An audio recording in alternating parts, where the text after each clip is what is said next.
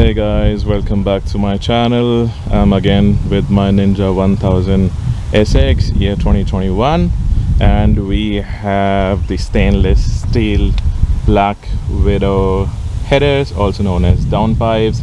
I got them shipped from UK. The shipping was really fast. I'm here in Australia and it took just a week to arrive from UK to Australia. Now, to install these headers, you do not have to take off the entire fairing. All you need to do is unscrew this bolt here. Also take off the two pins from the lower fairing, one from here, one in at the bottom. Once you take them out, the fairing would open up. Could take the downpipes out from the bottom of the fairing.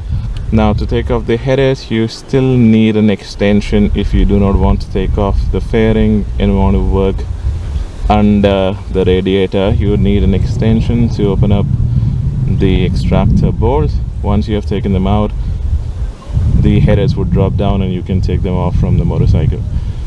So I do have an aftermarket exhaust on the motorcycle. I did another video on it for LeoVince Exhaust.